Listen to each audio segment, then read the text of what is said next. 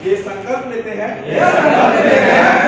कि जहाँ जो भाजपा प्रत्याशी है हम उसको वोट नहीं देंगे।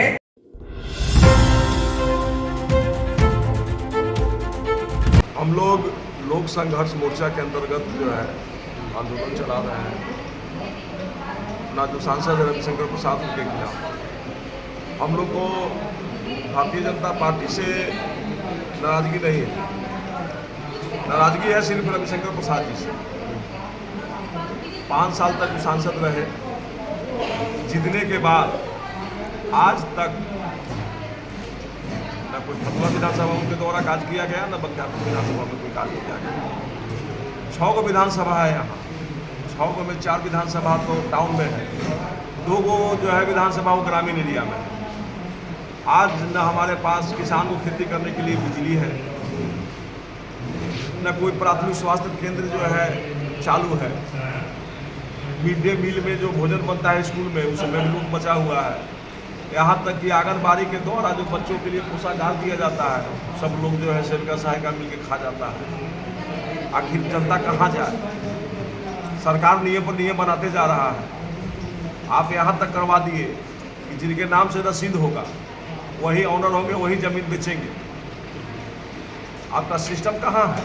पहले उसको दुरुस्त कीजिएगा ना। आप नाराज हैं रविशंकर जी से, तो किन्हें पसंद कर रहे हैं? पटना साहिब से किन्हें सपोर्ट कर रहे हैं आप लोग? अभी फिलहाल हम लोग आंदोलन चला रहे हैं। उनके द्वारा बातचीत करने के लिए जो है हम लोग को कहा गया है, हम लोग भी समय दे दिए हैं।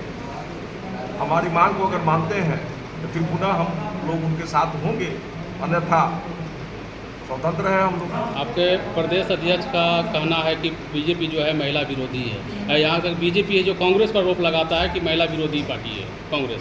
क्या कुछ कहेंगे, कैसे खंडन करेंगे? सबसे बड़ी बात है कि जो समस्या हमारे यहाँ है उस समस्या दूर करे पहले ही, तब ना हम समझेंगे कि महिला विरोधी न है कांग्रेस है, या कांग्रेस कहेगा कि है। नहीं, आप तो साफ तौर पर लगा रहे हैं बीजेपी पर ये आरोप कि महिला विरोधी है। बीजेपी पर हम आरोप नहीं लगा रहे हैं, हमारा आरोप सिर्फ रविशंकर प्रसाद जी पर है। उनके द्वारा जितना भी सरकार के द्वारा जो भी योजना चलाया जा रहा है, एक भी योजना का नाम बताए वो जो जमीन पर उतारे वो या उनके द्वारा किया गया, वो बात की बात है सर। पहले हम लोग पूर्ण रूप से हम लोग लोक संघर्ष मोर्चा के बैनर तले रविशंकर जी का विरोध कर रहे हैं। विरोध की वजह सामने है। 5 वर्ष तक क्षेत्र में नदारद, चेहरा गायब रहना, मतदाता भी जो उनको वोट दिया है 2019 में वो भी नहीं पहचानता है, टीवी पर देखता है। और साफ ग्रामीण क्षेत्र में कहीं भी शिलापट नहीं है। 4 प्रखंड का मुख्य बाजार है गौरीचक और 3 अनुमंडल का बाजार है। गौरीचक में एक भी शिलापट नहीं है, अंधेरा छाया रहता है, कोई विकास नहीं। तो जब विकास ही नहीं करेंगे तो सांसद इनको किस लिए जनता ने 2019 में वोट देकर बनाया था? और मोदी जी विकास की बात करते हैं। प्रधानमंत्री जी अपने संसदीय क्षेत्र वाराणसी में प्रधानमंत्री के पद पर रहते हुए कई दर्जनों बार गए और अपने क्षेत्र के संसदीय क्षेत्र के विकास के लिए कदम उठाया।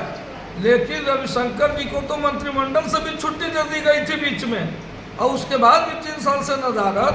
और वैसे व्यक्ति को ही पार्टी ने दोबारा प्रत्याशी बनाया, कैसे हम लोग बर्दाश्त करेंगे?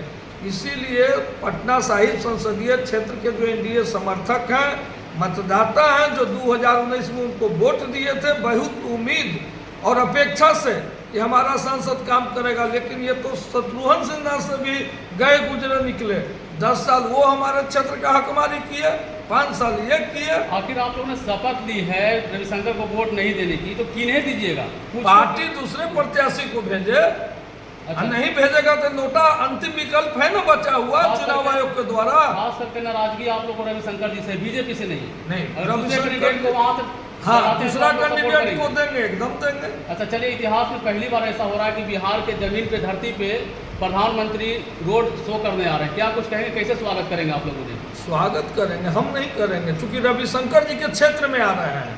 यही दूसरे सांसद जो उनके वो बेली रोड होते हुए पटने में भ्रमण करेंगे। कहीं भी आए, साहिब में पहली दफा प्रधानमंत्री का रोड शो होने जा रहा है, जो कि 40 सीट बिहार में है लोकसभा में। सबसे सुरक्षित सीट माना जाता था पटना साहिब। अगर प्रत्याशी नहीं भी घूमे कहीं मतदाता के बीच तो भी जीत कर वो लोकसभा में जाएगा। और अगर ये रविशंकर जी काम किए होते तो सोचना नहीं पड़ता। आज प्रधानमंत्री जी आ रहे हैं, हम तो प्रधानमंत्री जी से आग्रह करना चाहेंगे, पटना साहिब क्षेत्र के जो हम लोग नागरिक हैं और जो एनडीए समर्थक हैं, कि अभी भी नॉमिनेशन के बाद भी उम्मीदवारी उनका वापस लीजिए, किसी दूसरे उम्मीदवार को बिहार के उप मुख्यमंत्री सम्राट चौधरी ने बिहार की जनता से अपील की है, प्रधानमंत्री का आगमन हो रहा है, घर को सजाओ, क्या कुछ कहेंगे इसको लेकर?